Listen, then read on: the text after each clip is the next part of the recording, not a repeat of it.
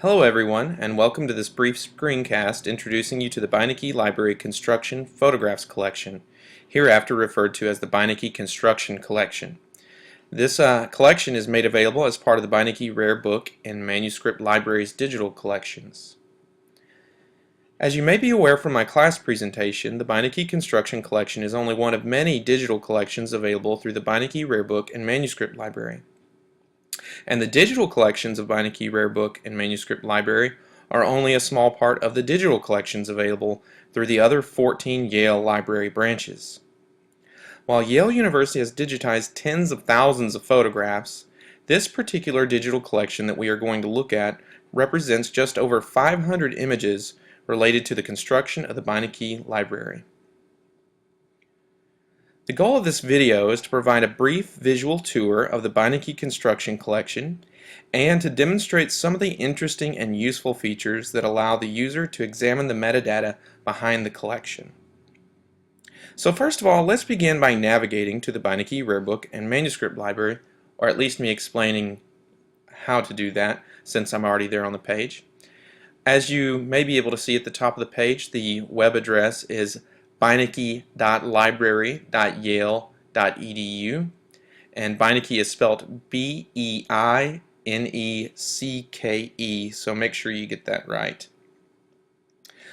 So from this page, this is the landing page for the Beinecke Rare Book and Manuscript Library.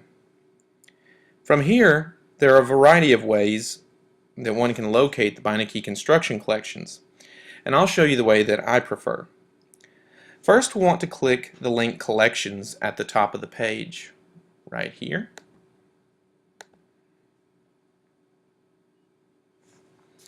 On the next page, we'll click on the orange box right here.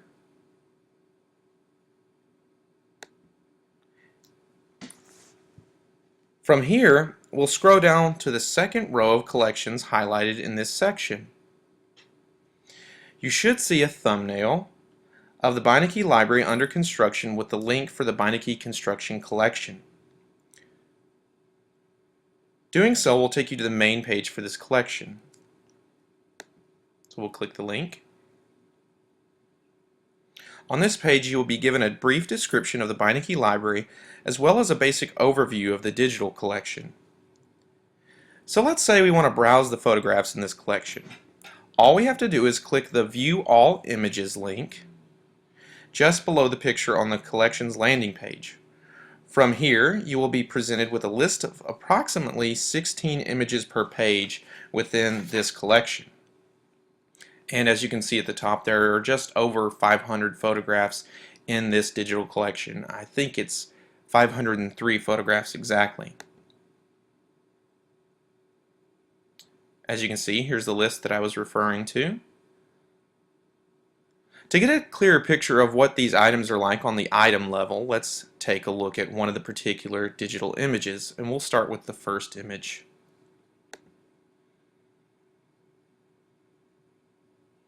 Now, as you can see, the user interface is pretty basic.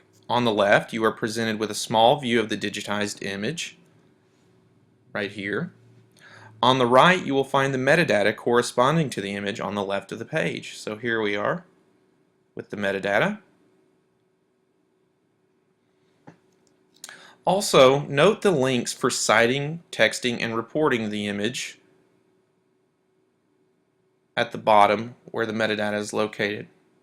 There's also some information, some links for sharing the images through social networking sites.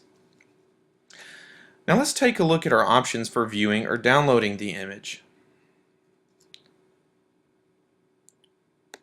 When we click the image, we will be taken to a new page with a dark background, a preview of the image at the top right of the page, in case we're zooming in the photo in the center and we want to see the whole picture. And then there are some options for what the user might want to do with the image at the bottom right. So as you can see, the user is presented with the option of viewing the full record, downloading the image, requesting a reproduction, and finding out more about the rights for this particular image. So it's probably not uncommon for us to want to download an image from a digital collection. So let's try it out and see what it does. So we'll click Download Image.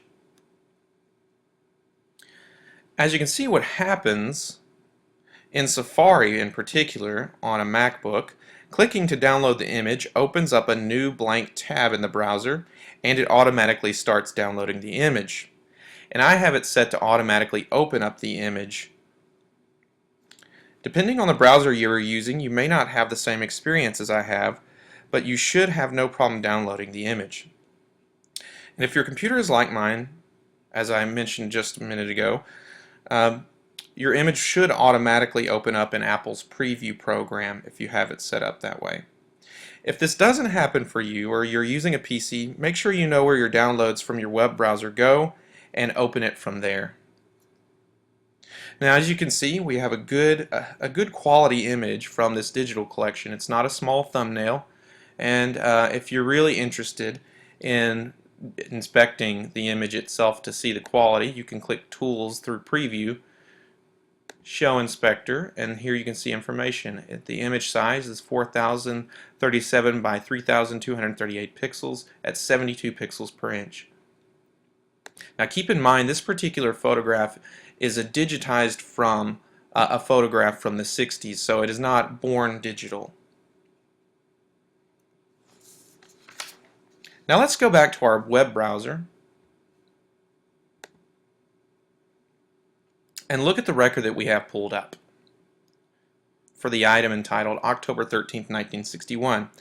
As you can see, at the bottom of the metadata on the right, you can see a button to export a PDF of the digitized image and its corresponding metadata. So let's try it and see what happens.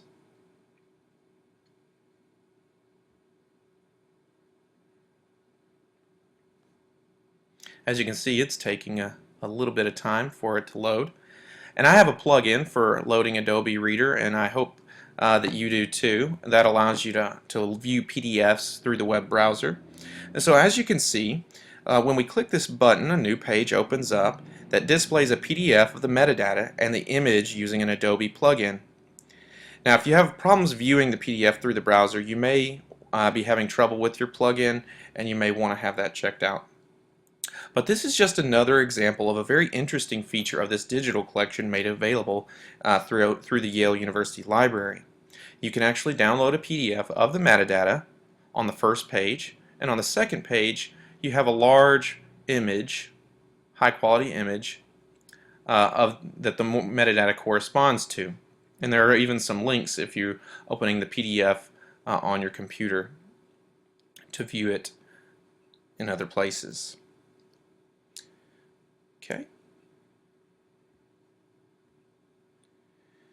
So the last feature that we'll be looking at in this video is the metadata record that makes this front-end user experience possible. Now let's look at the same record we have pulled up earlier. As you can see, I've got it pulled up.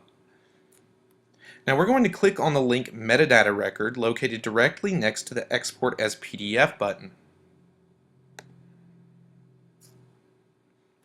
In this situation, your browser should automatically download an XML file of the digital image's metadata. As we will see, the metadata of this image is encoded in XML using the metadata object description schema, better known as MODS in the cultural heritage community. Now the great thing about XML is that you can generally open these files in any web browser to view the encoding. So let's take a look, and I've already pulled up this file. As you can see, we have encoded metadata that is well formed according to XML and meets the requirements outlined by MODS. Now you can do this with any number of photographs in the Beinecke construction collection, and even for many items in the other digital collections made available through the Beinecke Rarebook and Manuscript library. This concludes our introduction and our overview of some interesting features made available through the Beinecke construction collection. I hope you have found this video enlightening and that it encourages you to take a closer look at this particular digital collection. Thank you.